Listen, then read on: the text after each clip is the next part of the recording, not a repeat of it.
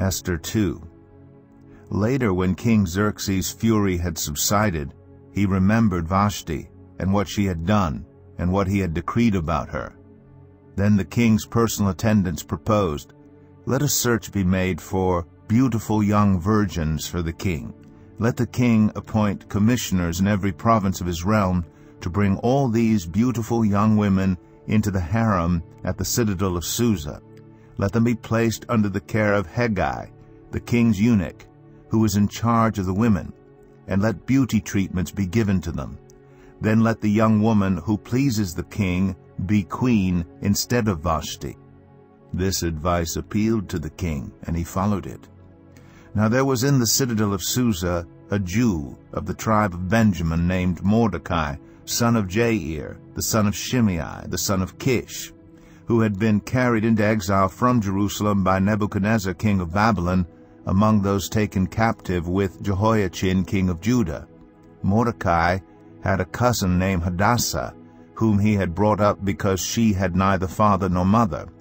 This young woman, who was also known as Esther, had a lovely figure and was beautiful. Mordecai had taken her as his own daughter when her father and mother died. When the king's order and edict had been proclaimed, many young women were brought to the citadel of Susa and put under the care of Hegai. Esther also was taken to the king's palace and entrusted to Hegai, who had charge of the harem. She pleased him and won his favor. Immediately he provided her with her beauty treatments and special food. He assigned to her 7 female attendants selected from the king's palace, and moved her and her attendants into the best place in the harem. Esther had not revealed her nationality and family background because Mordecai had forbidden her to do so. Every day he walked back and forth near the courtyard of the harem to find out how Esther was and what was happening to her. Before a young woman's turn came to go into King Xerxes, she had to complete 12 months of beauty treatments prescribed for the women, 6 months with oil of myrrh, and 6 with perfumes and cosmetics. And this is how she would go to the king. Anything she wanted was given her to take with her from the harem to the king's palace.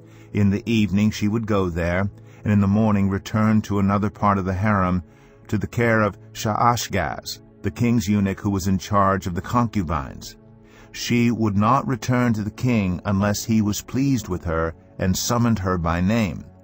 When the turn came for Esther, the young woman Mordecai had adopted, the daughter of his uncle Abihail, to go to the king, she asked for nothing other than what Hegai, the king's eunuch who was in charge of the harem, suggested.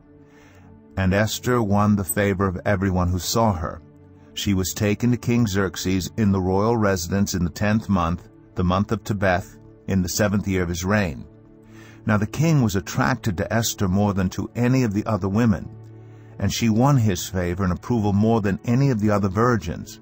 So he set a royal crown on her head and made her queen instead of Vashti. And the king gave a great banquet, Esther's banquet, for all his nobles and officials. He proclaimed a holiday throughout the provinces and distributed gifts with royal liberality. When the virgins were assembled a second time, Mordecai was sitting at the king's gate. But Esther had kept secret her family background and nationality, just as Mordecai had told her to do, for she continued to follow Mordecai's instructions as she had done when he was bringing her up. During the time Mordecai was sitting at the king's gate, Bigthana and Teresh, 2 of the king's officers who guarded the doorway, became angry and conspired to assassinate King Xerxes. But Mordecai found out about the plot and told Queen Esther, who in turn reported it to the king, giving credit to Mordecai. And when the report was investigated and found to be true, the 2 officials were impaled on poles. All this was recorded in the book of the Annals in the presence of the king.